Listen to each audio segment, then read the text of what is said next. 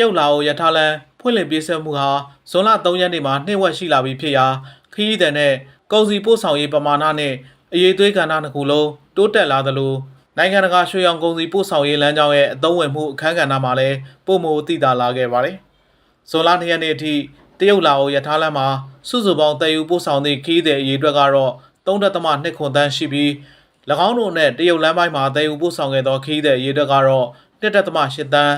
လာအိုလမ်းပိုင်းမှာတည်ယူပို့ဆောင်ခဲ့တဲ့ခရီးသည်အရေအတွက်ကတော့4သိန်း1000ရှိကြောင်းနဲ့ကုန်ပစ္စည်းတန်ချိန်4.33တန်းရှိပြီး၎င်းတို့နဲ့နယ်စပ်ဖြတ်ကျော်ကုန်ပစ္စည်းတည်ယူပို့ဆောင်မှုတန်ချိန်မှာ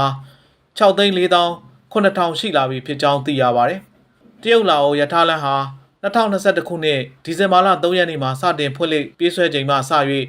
ရထားလမ်းဌာနသည်တရုတ်လာအိုရထားလမ်းထိန်းသိမ်းရေးနဲ့လက်ပတ်ရေးကိုကောင်းမွန်စွာအကောင့်ထဲပေါ်ဆောင်ရွက်ပြီးခီးသည်နဲ့ကုန်စည်တည်ယူပို့ဆောင်မှုအရေးသွေးနှင့်ထိရောက်မှုကိုဗတ်စုံတိုးမြှင့်ခဲ့ပြီး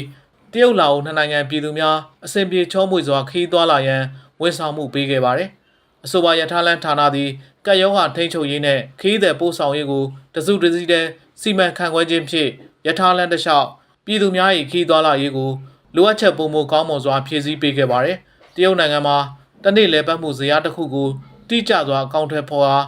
အမြန်ရထားများတိုးမြင့်ပြေးဆွဲခြင်းဖြင့်တနေ့လျင်ခီးသည်ပို့ဆောင်ရေးရထားပြေးဆွဲမှုဖြန့်မြအခောက်ရေး43.2ခေါက်မှအများဆုံး65ခေါက်အထိရှိရာတနေ့လျင်ခီးသည်အများဆုံး3300ကျော်ပို့ဆောင်နိုင်ခဲ့ကြောင်းသိရပါတယ်။တရုတ်လာအိုရထားလမ်းဟာတရုတ်နိုင်ငံနဲ့အာဆီယံနိုင်ငံအကြားအဆင်ပြေလွယ်ကူသည့်ကုန်စည်ထောက်ပို့ရေးလမ်းကြောင်းဖြစ်လာခဲ့ရာတည်ယူပို့ဆောင်ရေးကြာချိန်နှင့်ကုန်ကျစရိတ်လျှော့ချနိုင်ခဲ့ပါတယ်။ယခုနှစ်ဇန်နဝါရီလတွင်ဒေတာတွင်ဗတ်စုံစီးပွားရေးပူးပေါင်းဆောင်ရွက်မှု RCEP တရားဝင်စတင်အသက်ဝင်လာသည့်နှင့်အမျှနယ်စပ်ဖြတ်ကျော်ထောက်ပို့ရေးလိုအပ်ချက်များမှာလည်းတိုးမြင့်လာခဲ့ပါတယ်။ဒါကြောင့်လုပ်ငန်းကုမ္ပဏီအများအပြားကတရုတ်လာအိုရထားလမ်းမှစောင့်ကျဉ်လာသည့်အခွင့်အရေးနှင့်အမျက်ဝေစုများကိုပုံမခန်းစားနိုင်မှာဖြစ်ကြောင်းစင်ဝါသတင်းဌာနကဖော်ပြထားပါတယ်။